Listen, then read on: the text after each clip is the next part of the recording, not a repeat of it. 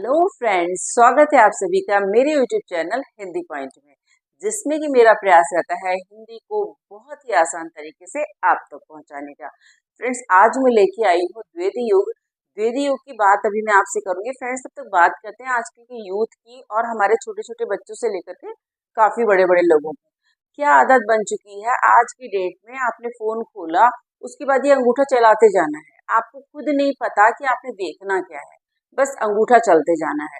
कुछ मंजिल का पता नहीं, क्या देखना है ये पता नहीं। फ्रेंड्स, थोड़ा सा स्थायित्व लाइए। अगर आप कोई एजुकेशनल वीडियो देखना चाहते हैं तो अगर आपके सामने आ गई है तो 2 मिनट का टाइम दीजिए, और अगर आप किसी और विषय में देखना चाहते हैं तो रुकिए थोड़ा सा। फ्रेंड्स, नहीं तो क्या होगा, हमारे जो आने वाले जो पीढ़ी है वो हमें ये बोलेगी कि क्योंकि हम जब इतना अंगूठा चलाएंगे तो ऑब्वियसली हमारा अंगूठा टाइम के साथ लंबा हो जाएगा, और हमारी जो आने वाली पीढ़ी है हमें ये बोलेगी हमारे पूर्वजों के अंदर स्थायित्व बिल्कुल नहीं था, वो सदा अंगूठा चलाते रहते थे, तो ये हमारे पूर्वजों की देन है। तो ऐसा हमें नहीं होने देना है। तो फ्रेंड्स, चलिए, ये तो बात मैंने की स्थायित्व की। अब चलिए बात करते हैं हम द्विवेदी युग की। फ्रेंड्स, द्विवेदी युग जो है वो भारतेंदु युग के बाद का युग है। और जैसे कि मैंने यहाँ पे लिखा है, 1900 से 1922 तक की जो समयावधि थी वो भारतेंदु युग सॉरी द्विवेदी युग की थी। फ्रेंड्स, महावीर द्विवेदी जो है, महावीर प्रसाद द्विवेदी, उन्होंने हिंदी के लिए बहुत कुछ किया। वैसे तो भारतेंदु युग में भी खड़ी बोली में कविताएं होने लगी थी, लेकिन उनका परिष्कृत और परिमार्जित रूप जो है साहित्यिक रूप से उन्हें नहीं दिया गया था, उन्हें जो है मान्यता नहीं मिली थी। लेकिन महावीर प्रसाद द्विवेदी ने इसको अपने टाइम में ला करके, जब द्विवेदी युग में आए, उन्होंने इस कविता को रीतिकालीन जो चेतना थी उससे बिल्कुल मुक्त किया और इसको अपने तरीके से लिखा। और उन्होंने इसके लिए बहुत ज्यादा काम किया। तरह तरह से उन्होंने कविताओं के बारे में लोगों को सचेत किया कि हमें किस तरीके से खड़ी बोली में कविताएं लिखनी है, कैसे हम खड़ी बोली को ला सकते हैं। क्योंकि वो ये कहते थे कि ब्रज भाषा में जो काव्य रचना होता है उसमें रीतिकालीन जो थोड़ी बहुत बात है वो आ जाती है, इसलिए वो कहते थे खड़ी बोली को ही हम अपना गद्य और पद्य दोनों की भाषा बनाएंगे। फ्रेंड्स, चलिए बात कर लेते हैं उनकी उपाधि की, कि उनको आचार्य की उपाधि किस तरीके से मिली थी। फ्रेंड्स, आचार्य महावीर प्रसाद द्विवेदी जी, उन्होंने हिंदी को खड़ी बोली में लाने के लिए बहुत प्रयास किया था, और तरह तरह से उन्होंने अपने प्रयास डाले थे कि वो खड़ी बोली को साहित्यिक भाषा में, साहित्यिक रूप में लेकर के आए। उसके लिए उन्हें आचार्य की उपाधि भी दी गई थी। और फ्रेंड्स, उन्हें आचार्य की जब उपाधि दी गई थी तो उन्होंने उनको उपाधि जब दी गई फ्रेंड्स, तो उस समय उनके सम्मान में उनको एक ग्रंथ दिया गया था जो था द्विवेदी अभिनंदन ग्रंथ, वो उन्हें दिया गया था। अब उस उपाधि के बाद महावीर प्रसाद द्विवेदी ने कहा कि मैं तो इस लायक ही नहीं हूँ। वो ये कहते हैं अपने एक वक्तव्य में, उनका एक वक्तव्य निकला, उस वक्तव्य में उन्होंने कहा कि मेरे को ये उपाधि क्यों दी गई, या ये उपाधि मुझे कैसे मिली, या ये उपाधि किस कारण मिली, मुझे कुछ भी नहीं पता। मुझे सिर्फ इतना पता है कि मुझे ये उपाधि टाइम टाइम पे मिलती रहती है। फिर वो कहते हैं कि मैं मध्वाचार्य और संख्याचार्य और एक आचार्य और थे शंकराचार्य, इनकी तरह से मैं ना तो किसी संस्कृत विद्यालय में गया बनारस के, और न ही किसी विश्वविद्यालय में गया जिससे कि मुझे ये उपाधि दी गई। और वो अपने आप को कहते हैं कि मैं तो इन जो साहित्यकार, जैसे संस्कृत के जो कवि थे, उनके लिए आचार्य की परंपरा चलती थी। हिंदी में सबसे पहले आचार्य की परंपरा चली तो वो महावीर प्रसाद द्विवेदी के लिए चली थी। तो वो ये कहते हैं कि जो संस्कृत के आचार्य थे, ये उनके लिए ज्यादा सटीक बैठती है, क्योंकि मैं तो उनकी चरण रज भी नहीं हूँ। किसकी? मध्वाचार्य, शंकराचार्य और सांख्याचार्य जी की। जो चरण रज से मतलब उनके पैरों की धूल के एक कण के समान भी नहीं। और वो अपने आप को इस तरीके से कहते हैं कि अब मेरी कोई तुलना नहीं हो सकती इन लोगों के साथ, लेकिन फिर भी उनको जो है ये उपाधि दी गई। और ये उपाधि उनको फ्रेंड्स दी गई थी नागरी पिचारणी सभा द्वारा बनारस के अंदर 1933 के अंदर, जब उनको ये उपाधि मिली थी। फ्रेंड्स, ये उपाधि मिलने के बाद महावीर प्रसाद द्विवेदी जो है वो कविता को एक परिमार्जित रूप में लाए, हिंदी खड़ी बोली की कविता को। उसके बाद उन्होंने कविता को लाने के बाद उन्होंने जो पद्य की भाषा थी उसे भी खड़ी बोली में बनाने का प्रयास किया। काफी प्रयास वो करते रहे कि किसी तरीके से गद्य में जो खड़ी बोली है वही आए और पद्य में भी खड़ी बोली वो आए। इसके लिए उन्होंने जो आज हमारी कहानी है, आधुनिक कहानी, उसको लाने के लिए उन्होंने उसको साहित्यिक रूप भाषा में लाने के लिए उन्होंने बहुत प्रयास किए, जिसके कारण हमारी जो आधुनिक कहानी है वो हमारे सामने आई। फ्रेंड्स, इसी तरीके से अगर हम और देखें कि महावीर प्रसाद द्विवेदी के बारे में, कि महावीर प्रसाद द्विवेदी के नाम से किस तरीके से ये युग का नाम रखा गया, तो फ्रेंड्स उनको इतना ज़्यादा नॉलेज था, वो भाषाविद थे, वो शास्त्रीय थे, वो जो है राजनीतिज्ञ थे, वो अर्थशास्त्री थे और वो विज्ञान की भी अच्छी जानकारी रखते थे, जिसके कारण उन्हें आचार्य भी कहा जाता था। अब इस तरीके की बात होती रही, तो जब महावीर प्रसाद द्विवेदी ने सोचा कि ये जो हिंदी के लिए मैं काम कर सकता हूँ वो मैं नौकरी में रहते हुए भी कर सकता हूँ, तो फ्रेंड्स उन्होंने मैट्रिक की परीक्षा पास की। उसके बाद उनकी रेलवे में जॉब लग गई। अब रेलवे में जॉब लगने के बाद उन्होंने कुछ प्रण किए। पहला प्रण उन्होंने किया कि मैं कभी भी नौकरी में रिश्वत नहीं लूंगा। दूसरा उन्होंने कहा मैं समय का पाबंद रहूंगा। तीसरा उन्होंने कहा कि अपना कार्य मैं ईमानदारी से करूंगा। तो उन्होंने रेलवे में रहते हुए अपने सारे कार्य बड़े आसानी से किए। फ्रेंड्स, जो उनको नागरी पिचारणी सभा ने जो उपाधि दी थी वो उनको 70 साल की उम्र में दी थी। अभी मैं पीछे भूल गई थी तो मेरे को अब याद आ गया, मैंने बताया आपको 70 साल मतलब 70वें वर्षगांठ पे उनको ये उपाधि दी थी।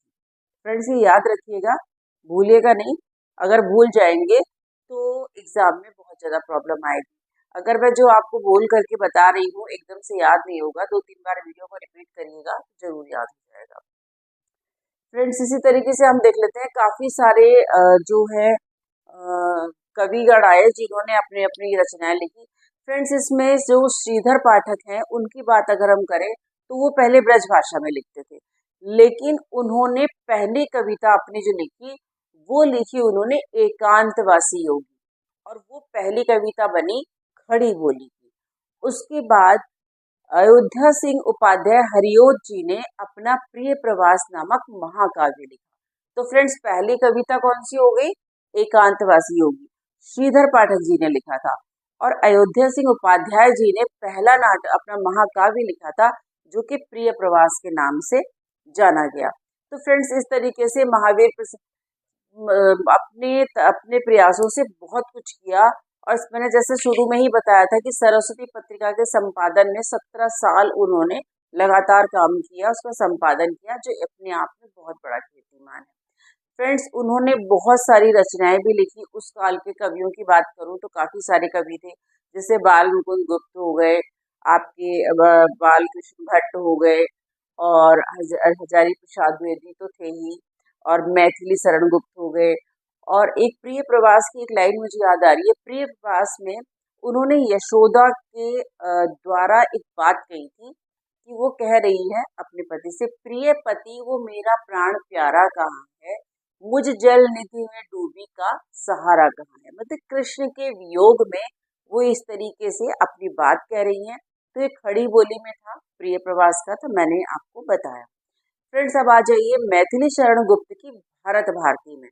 मैथिली शरण गुप्त ने जब भारत भारती लिखी थी तो उसमें उन्होंने अतीत का, वर्तमान का और भविष्य की बात की थी। उन्होंने कहा था, हम क्या थे, हम क्या हो गए, क्या होंगे अभी, आओ मिलकर विचारे हम सब ये समस्याएं अभी। तो इस तरीके से उन्होंने भारत भारती की बात की थी। फ्रेंड्स, तो इस तरीके से आपने क्या सीखा? पहला तो जो हिंदी की कविता थी वो एकांतवासी योगी थी, खड़ी बोली की। और पहला जो महाकाव्य था वो प्रिय प्रवास था। और मैथिली शरण की जो बहुत चर्चित एक लाइन है वो मैंने आपको बताई थी, अभी अभी देख लीजिएगा वीडियो को फिर से, तो वो वाली लाइन मैंने आपको सुनाई। तो फ्रेंड्स, महावीर प्रसाद द्विवेदी जी के बारे में कुछ जानकारी मैंने आपको दी, और अब चलिए देख लेते हैं उसकी कुछ विशेषताएं थी, वो क्या क्या थी। फ्रेंड्स देखिए, द्विवेदी युग की कुछ विशेषताएं थी, ध्यान से देखिएगा। अशिक्षा, गरीबी, अनाचार, अत्याचार आदि से छुटकारा दिलवाना, ये उनकी मुख्य विशेषता थी। दूसरी थी देश प्रेम एवं राष्ट्रीयता का संदेश, वो देना चाहते थे। नारी के प्रति सहानुभूति की भावना, ये भी उस युग की एक विशेषता थी। फिर है समाज सुधार के प्रयास, समाज सुधार के लिए बहुत सारे उन्होंने प्रयास किए थे, जैसे मैंने बताया महावीर प्रसाद द्विवेदी बहुत अधिक समाज सुधार के लिए आगे आते रहे हैं। फिर है नैतिकता एवं आदर्शवाद की पुष्टि। फिर सत्यम शिवम सुंदर का विधान, उन्होंने सत्यम शिवम सुंदर का विधान जो है वो भी बताया था, और ये द्विवेदी युग की मुख्य विशेषता थी। फिर है मनोरम प्रकृति चित्रण। फ्रेंड्स, द्विवेदी युग में प्रकृति का बहुत ही मनोरम चित्रण हुआ था। फिर है सरल सुबोध एवं सरस खड़ी बोली में काव्य की रचना। ये जो काव्य रचना हुई थी बहुत सरल सुबोध और सरस खड़ी बोली में काव्य रचना हुई थी, जिसको कि सामने वाले को समझने में बहुत आसानी हुई। और द्विवेदी जी ने द्विवेदी युग में क्या किया था कि गद्य की भाषा भी खड़ी बोली थी और पद्य की भाषा भी खड़ी बोली थी। उनको दोनों को समान रूप से महावीर प्रसाद द्विवेदी जी लेकर के आए थे। और जो कवि रीतिकालीन चेतना थी, जो रीतिकालीन मतलब काव्य धारा थी, उससे बिल्कुल भी सहमत नहीं थे, उन्हें वो बिल्कुल भी अच्छा नहीं लगता था, तो उन्होंने वो ब्रज भाषा ही छोड़ दी और साहित्य की भाषा खड़ी बोली को उन्होंने बनाया। फ्रेंड्स, चलिए देख लेते हैं द्विवेदी युग के कवि और उनकी रचनाएं क्या क्या थी। कवि थे नाथूराम शंकर, शंकर उनकी उपाधि थी। अनुराग रत्न, शंकर सरोज, शंकर सर्वस्व। फ्रेंड्स, जो मैं ये नाम बता रही हूँ यहाँ पे मोस्ट इम्पोर्टेंट है, एग्जाम में आते हैं, क्योंकि जब आप यूजीसी नेट, यूपी टेट या सुपर टेट कोई भी एग्जाम दे रहे हैं तो इस तरीके से प्रश्न आते हैं। और फ्रेंड्स, ये सिर्फ और सिर्फ हिंदी पॉइंट पे मिलेंगे, आप किसी भी चैनल में चले जाइए इतनी डीप नॉलेज आपको नहीं मिलेगी। उसमें एक दो चीजें बता दी जाएंगी, लेकिन जितनी गहराई से मैं आपको बता रही हूँ ऐसा कोई नहीं बताएगा। फ्रेंड्स, इसको ध्यान से देखिए और स्क्रीनशॉट भी लीजिए इसका, और वीडियो को दो दो तीन तीन बार देखिए। और मैं गारंटी के साथ कह रही हूँ, यहाँ पढ़ने के बाद आपको कहीं नहीं पढ़ना पड़ेगा, क्योंकि अगर यहाँ समझ में नहीं आया तो कहीं भी समझ में नहीं आएगा। चलिए फ्रेंड्स, फिर देखते हैं श्रीधर पाठक। श्रीधर पाठक इस द्विवेदी युग के बहुत महान कवि रहे हैं। वनाष्टक, कश्मीर सुषमा, ये इनकी बहुत फेमस कविता थी, रचना थी। फिर देहरादून, फिर भारत गीत, जॉर्ज वंदना, ये एक कविता थी। फिर बाल विधवा, ये भी इनकी एक रचना थी। फिर महावीर प्रसाद द्विवेदी जी ने क्या लिखा, काव्य मंजूषा। फ्रेंड, महावीर प्रसाद द्विवेदी की तो आप रचनाएं बहुत अच्छे से याद कर ले। काव्य मंजूषा, सुमन कान्य कुब्ज, अबला विलाप। फिर है अयोध्या सिंह उपाध्याय हरिऔध, ये हरिऔध उनकी उपाधि थी। प्रिय प्रवास, पद्य प्रसून, चुभते चौपदे, चोखे चौपदे, रस कलश, वैदेही वनवास, ये इनकी प्रसिद्ध रचनाएं थी। राय देवी प्रसाद पूर्ण ने लिखा था स्वदेशी कुंडल, मृत्युंजय, राम रावण। रामचरित उपाध्याय ने लिखा था राष्ट्र भारती, देवदूत, देव सभा, विचित्र, विवाह, रामचरित, चिंतामणि प्रबंध का भी लिखा था। और रामनेश त्रिपाठी जी ने क्या क्या लिखा था, मिलन, पथिक, स्वप्न, मानसी और स्फुट कविताएं जो है उन्होंने लिखी थी। बाल मुकुंद गुप्त ने लिखा था स्फुट कविता, इन्होंने स्फुट कविताएं लिखी थी। लोचन प्रसाद पांडे ने प्रवासी, मेवाड़ गाथा, महानदी, पद्य पुष्पांजलि, ये उन्होंने लिखा था। और मुकुटधर पांडे ने पूजा फूल, कानन कुसुम, ये लिखा था। तो फ्रेंड्स, ये मैंने आपको द्विवेदी युग की जानकारी दी, और इस जानकारी को अगर आप वीडियो को कई कई बार देखेंगे तो फ्रेंड्स यहीं पे याद हो जाएगा, कहीं और जाने की जरूरत नहीं है, क्योंकि मेरा प्रयास रहता है काफी गहराई में जाकर के आप तक अपनी बात पहुंचाने का। फ्रेंड्स, सतही रूप से जो सभी यूट्यूबर देते हैं ज्ञान, शॉर्ट में बता दिया, लेकिन मेरा प्रयास रहता है अगर मैं कुछ सिखा रही हूँ तो उसको बहुत अच्छे से सिखाऊं और उसे आप हमेशा याद रखें। तो फ्रेंड्स, आज की जानकारी कैसी लगी कमेंट सेक्शन में जाके बताइएगा, और आपके लाइक्स और आपके जो कमेंट्स हैं फ्रेंड्स, मुझे बहुत ज़्यादा मोटिवेट करते हैं अच्छी अच्छी वीडियो लाने के लिए। तो फ्रेंड्स, आपसे मिलती हूँ अगली वीडियो के साथ, तब तक के लिए जय हिंद, जय भारत।